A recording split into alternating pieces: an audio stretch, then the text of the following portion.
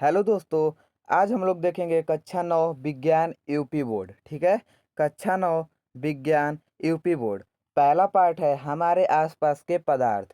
ठीक है, देखिए कुछ नोट्स देखेंगे, उसके बाद कुछ प्रश्न करेंगे इस वीडियो में। तो देखते हैं, जो हम लोगों का चैप्टर का नाम है हमारे आसपास के पदार्थ। ठीक है, हमारे आसपास के पदार्थ। तो पहले पदार्थ देखेंगे कि क्या कहा गया है, मतलब पदार्थ का परिभाषा।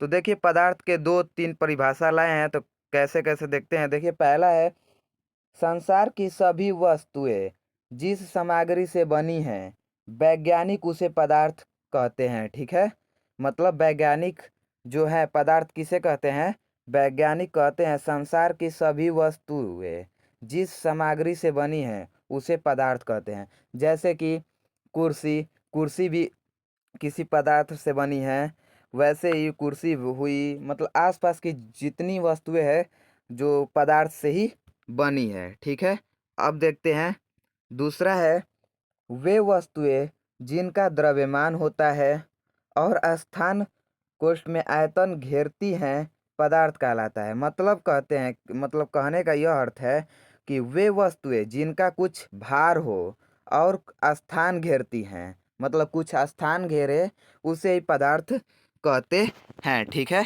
अब देखते हैं आगे।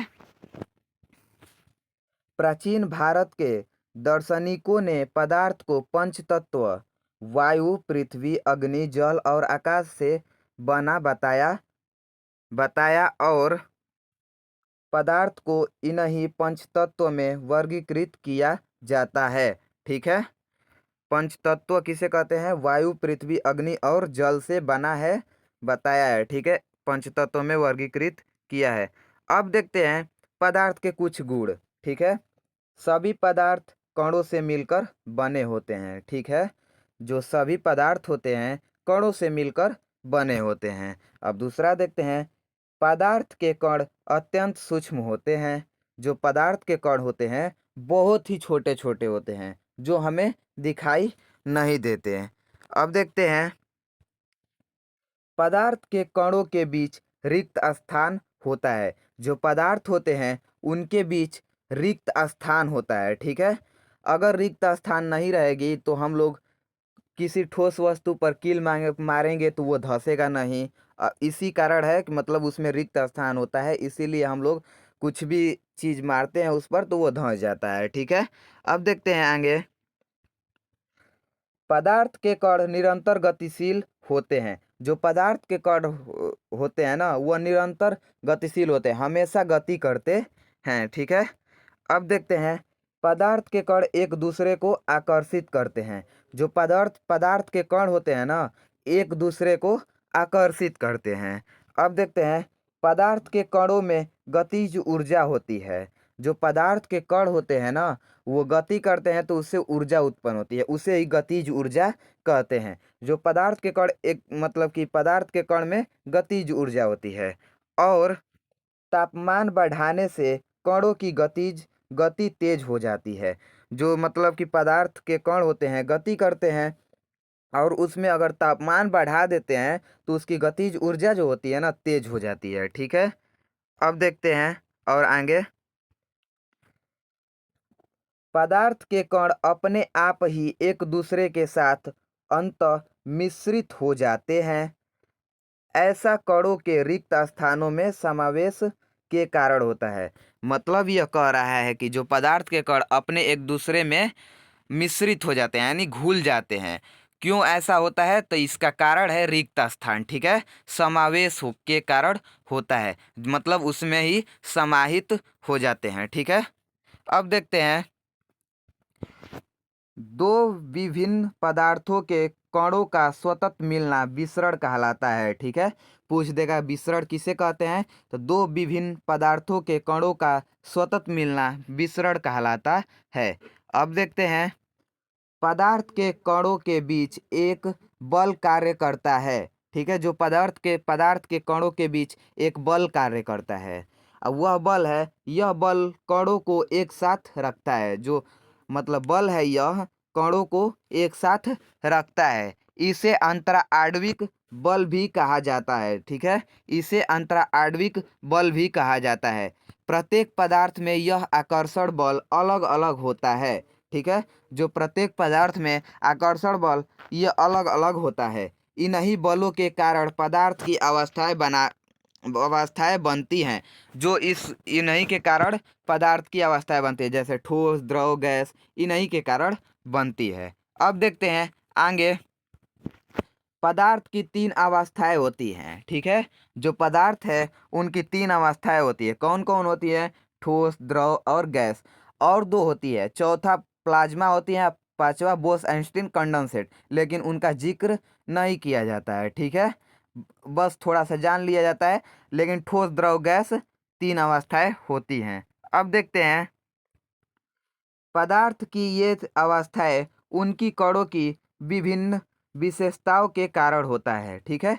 ठोस, द्रव, गैस उसकी मतलब विभिन्न विशेषताओं के कारण होता है। अब देखते हैं बल लगाने पर ठोस टूट सकते हैं, ठीक है।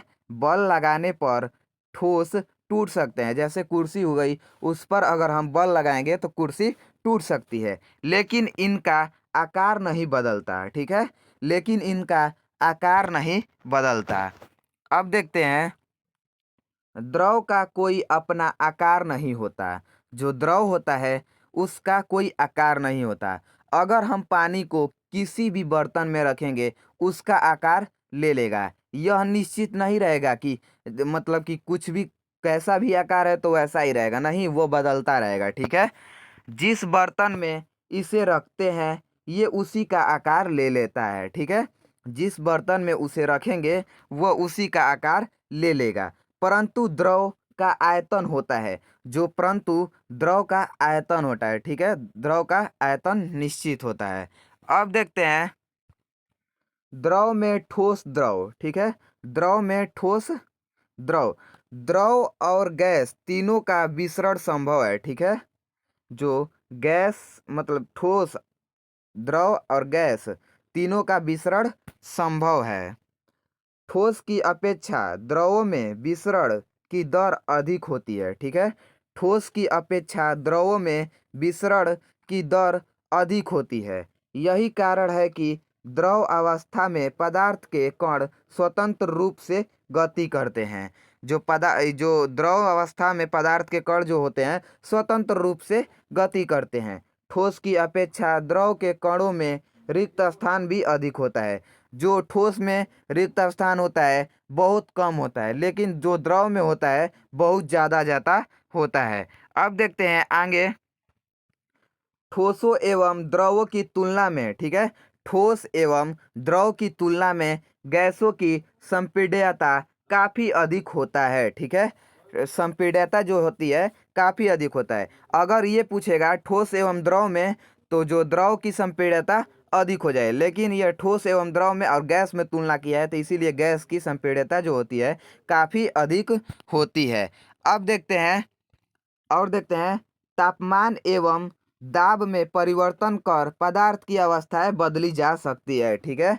जो तापमान एवं दाब में परिवर्तन करके हम लोग अवस्थाएं बदल सकते हैं पदार्थ की, ठीक है।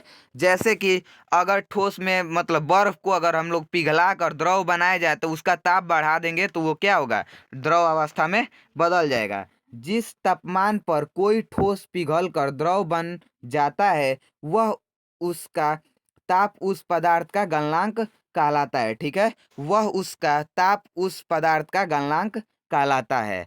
मतलब यह कह रहा है जिस तापमान पर कोई ठोस पिघल कर द्रव अवस्था में बन जाएगी तो उसका वह गलनांक कहाएगा। जैसे देखते हैं गलने की प्रक्रिया यानी ठोस से द्रव अवस्था में परिवर्तन को संगलन भी कहते हैं, संगलन भी कहते हैं। और देखते हैं आगे गलने की प्रक्रिया के दौरान गलनांक पर पहुंचने के बाद जब तक कोई पदार्थ पूरी तरह गल नहीं जाता तापमान नहीं बदलता है, ठीक है। मतलब यह कह रहा है कि गलने की प्रक्रिया के दौरान गलनांक पर पहुंचने के बाद जब तक कोई पदार्थ पूरी तरह गल नहीं जाता तब तक पदार्थ मतलब तापमान नहीं बदलता है, ठीक है।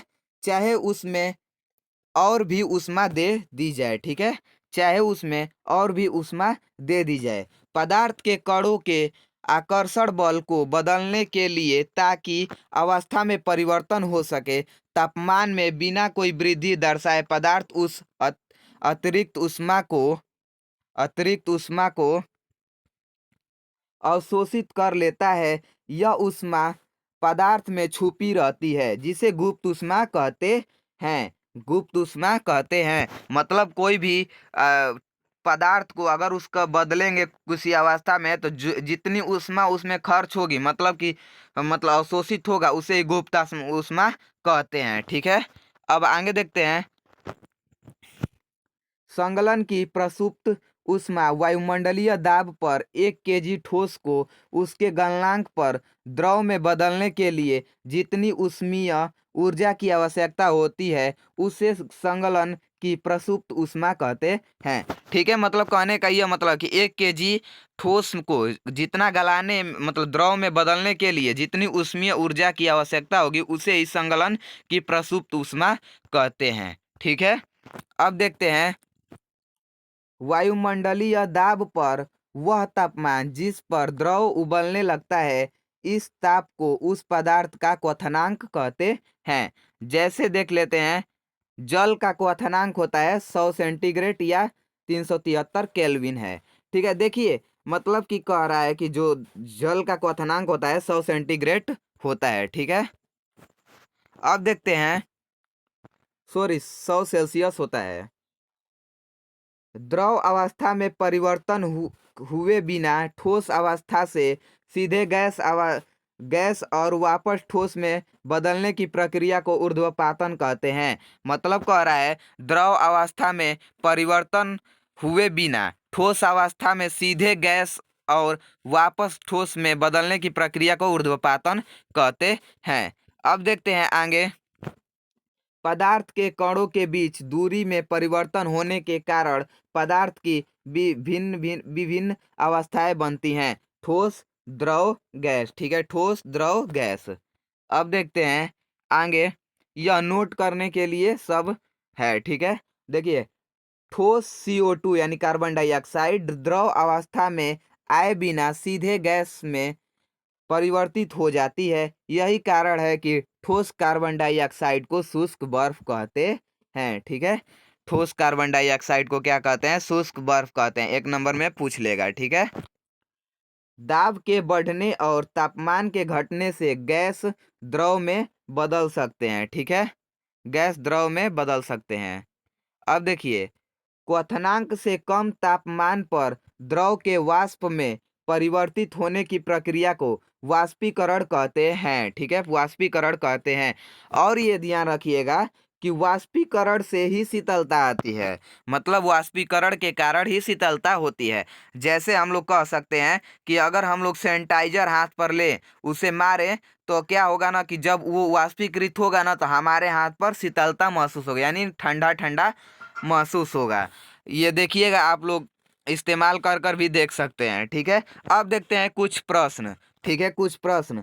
निम्नलिखित में से कौन से पदार्थ हैं उसे छांटना है। ठीक है, निम्नलिखित में से कौन से पदार्थ हैं उसे छांटना है। एनसीईआरटी की ये क्वेश्चन है। ठीक है, देखिए कुर्सी, वायु, स्नेह, गंध, घृणा, बादाम, विचार, शीतल पेय, इत्र की सुगंध, इतना दिया है। इसमें से हम लोगों को छांटना है कि कौन पदार्थ है। देखिए कुर्सी भी पदार्थ है, उत्तर हो जाएगा कुर्सी। वायु, बादाम और शीतल पेय आदि पदार्थ हैं। ठीक है, कुर्सी में भी कुछ भार होती है और वो मतलब कि स्थान भी घेरती है। वायु में मतलब यही है कि उत्तर कुर्सी, वायु, बादाम और शीतल पेय आदि पदार्थ हैं। ठीक है, ये छांटने के लिए आया था, उसका उत्तर ये हो जाएगा।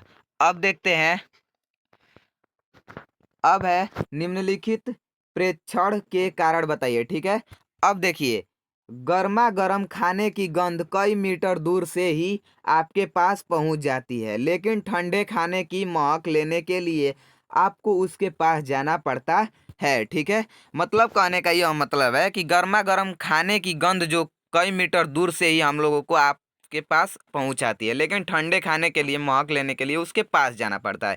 देखिए मतलब कि कुछ भी बनती है वस्तु तो हमारे नाक तर उसका गंध आ जाता है कि ये मतलब वस्तु बन रही है, जब गरम गरम बन रही होती है तब। इसका कारण मतलब कि आंसर देखते हैं, यह पदार्थ के कणों की विशेषताएं का गुण है। ठीक है, विशेषताओं का गुण है, मतलब कि गर्मा गर्म खाने की होती है जो, उसका पदार्थों के कणों की विशेषता है। जो तापमान बढ़ाने से इनके कणों की गतिज ऊर्जा बढ़ जाती है, और ये कण गतिज ऊर्जा बढ़ने से इनकी बीच की दूरी अर्थात कणों के बीच रिक्त स्थान बढ़ जाता है। जैसे कि अगर हम लोगों का रिक्त स्थान बढ़ेगा तो वह क्या होगा कि गैसीय अवस्था में परिवर्तित हो जाएगा।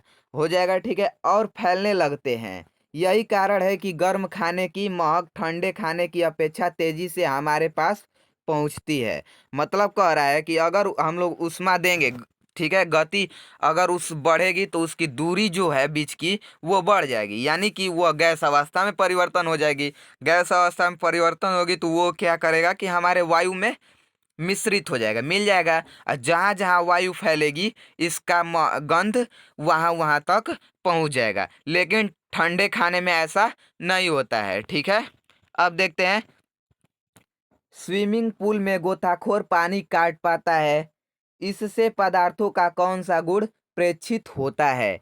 तो उत्तर है, यह क्रियाकलाप यह दर्शाता है कि पदार्थ के कणों के बीच रिक्त स्थान होता है। ठीक है, जो मतलब पदार्थ के कणों के बीच रिक्त स्थान होता है, जिसे अंतरा आणविक स्थान भी कहते हैं। यदि पदार्थ के कणों के बीच रिक्त स्थान नहीं होता तो गोताखोर पानी को नहीं काट पाता। जैसे कि गोताखोर जो पानी में हेलते हैं तो वो जो पानी में होती है रिक्त स्थान पाया जाता है, इसलिए जो गोताखोर होते हैं पानी काट कर आगे बढ़ जाते हैं। ठीक है, लेकिन अगर रिक्त स्थान नहीं होती तो गोताखोर भी पानी नहीं काट पाता। अब देखते हैं जो है 4 नंबर क्वेश्चन, पदार्थ के कणों की क्या विशेषताएं होती हैं? तो उत्तर हो जाएगा, पदार्थ के कणों की निम्नलिखित विशेषताएं होती हैं। ठीक है, पदार्थ के कणों के बीच रिक्त स्थान होता है, जो पदार्थ के कण के बीच होता है रिक्त स्थान होता है। पदार्थ के कण निरंतर गतिशील होते हैं। ठीक है, पदार्थ के कण एक दूसरे को आकर्षित करते हैं। हमने पहले देखा था कि उसका पदार्थ का गुण, उसी में से हम लोग 3 लेकर लिख देंगे, उसका हो जाएगा। ठीक है, विशेषता है ये हम लोगों का बोर्ड मतलब जिसे परीक्षा में पूछा जाता है। अब देखते हैं विसरण किसे कहते हैं। ठीक है, विसरण किसे कहते हैं? दो विभिन्न पदार्थों के कणों का सतत मिलना विसरण कहलाता है। ठीक है, विसरण किसे कहते हैं? दो विभिन्न पदार्थों के कणों का सतत मिलना विसरण कहलाता है। अब देखते हैं गलनांक। गलनांक किसे कहते हैं? वह ताप जिस पर कोई पदार्थ गलना शुरू कर देता है वह ताप उस पदार्थ का गलनांक कहलाता है। मतलब कि कह रहा है जिस पर कोई पदार्थ गलना शुरू कर देगा उसका वह पदार्थ का उसका गलनांक कहलाता है। ठीक है, अब देखते हैं क्वथनांक किसे कहते हैं। क्वथनांक किसे कहते हैं प्रश्न है, तो उत्तर हो जाएगा, वह ताप जिस पर कोई पदार्थ उबलना शुरू कर देता है वह ताप उस पदार्थ का क्वथनांक कहलाता है। प्रश्न अब देखिए, प्रश्न है जो है शुष्क बर्फ किसे कहते हैं? ठीक है, शुष्क बर्फ किसे कहते हैं? मतलब वैसा वैसा बर्फ जो एक मतलब ठोस कार्बन डाइऑक्साइड CO2 को शुष्क बर्फ कहते हैं। मतलब ठोस कार्बन डाइऑक्साइड एक क्या क्या होता है, जो होता है कि ठोस से एक क्या गैसीय अवस्था में बदल जाता है, इसीलिए ठोस कार्बन डाइऑक्साइड को शुष्क बर्फ कहते हैं। वो जैसे द्रव में नहीं बदलेगा। अब देखते हैं, प्रश्न है, पदार्थ की अवस्थाएं परिवर्तन के लिए उत्तरदायी कारक का नाम बताइए। ठीक है, उत्तरदायी कारक का नाम बताइए। जो पदार्थ की अवस्थाएं परिवर्तन के लिए उत्तरदायी कारक होते हैं, ताप, दाब। अगर तापमान भी बढ़ा देंगे तो हम लोग अवस्थाएं परिवर्तन कर सकते हैं, दाब भी बढ़ा देंगे तो अवस्थाएं परिवर्तन कर सकते हैं। अब देखते हैं गुप्त ऊष्मा से आप क्या समझते हैं। ठीक है, गुप्त ऊष्मा से आप क्या समझते हैं? तो आंसर है, अवस्था परिवर्तन के समय स्थिर ताप पर पदार्थ के एकांक द्रव्यमान को दी गई आवश्यक आवश्यक ऊष्मा की मात्रा को गुप्त ऊष्मा कहते हैं। ठीक है, मतलब अवस्था परिवर्तन समय में स्थिर जो ताप पर पदार्थ के एकांक द्रव्यमान को दी गई आवश्यक ऊष्मा की मात्रा को गुप्त ऊष्मा कहते हैं। या अथवा में लिख सकते हैं, जब कोई पदार्थ एक अवस्था से जैसे ठोस से दूसरी अवस्था में परिवर्तित होता है तो एक नियत ताप पर उसके कुछ ऊष्मा प्रदान करनी पड़ती है। या वह एक नियत ताप पर ऊष्मा प्रदान करता है। ठीक है, अब देखते हैं किसी पदार्थ की गुप्त ऊष्मा ऊष्मा की वह मात्रा है जो उसके इकाई मात्रा द्वारा अवस्था परिवर्तन के समय अवशोषित की जाती है या मुक्त की जाती है। ठीक है, अब देखते हैं प्रश्न, ठोस द्रव और गैस के गुणधर्म लिखिए।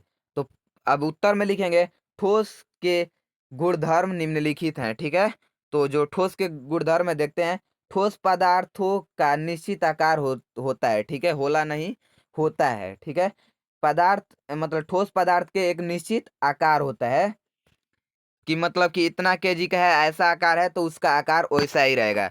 अब देखते हैं स्पष्ट सीमाएं तथा स्थिर आयतन होता है, उसका आयतन भी स्थिर होता है।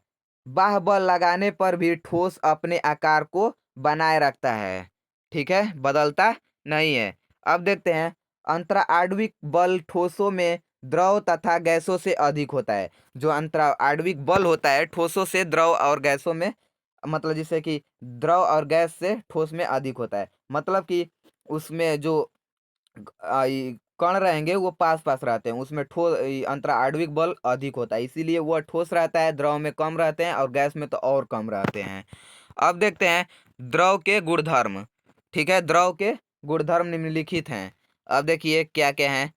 द्रव का निश्चित आकार नहीं होता है। ठीक है, द्रव का कोई भी निश्चित आकार नहीं होता, उसमें जो जो भी बर्तन में रखेंगे उसका जो मतलब कि आकार ले लेगा।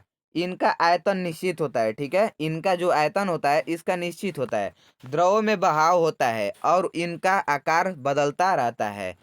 इनका अंतराणविक बल ठोस से कम होता है जी। ठीक है, ठोस से कम होता है, लेकिन जो गैस से अधिक होता है। अब देखते हैं गैस के गुणधर्म निम्नलिखित हैं। ठोसों एवं द्रवों की तुलना में गैसों की संपीड्यता काफी अधिक होती है। ठीक है, संपीड्यता काफी अधिक होती है। इनके कणों के बीच अंतराणविक बल सबसे कम होता है। ठीक है, अंतराणविक बल सबसे कम होता है। अब देखते हैं गैसों को आसानी से दबाया जा सकता है। दबाने की क्रिया को हम लोग क्या कहते हैं, संपीड्यता। ठीक है, अब देखते हैं इनका विसरण काफी तीव्रता से होता है। इनका जो विसरण होता है काफी तीव्रता से होता है। इतना ही, अब मिलते हैं अगले वीडियो में। अगले वीडियो में भी कुछ प्रश्न करेंगे पहला पार्ट का, तो बने रहिए हमारे चैनल से जुड़कर। धन्यवाद।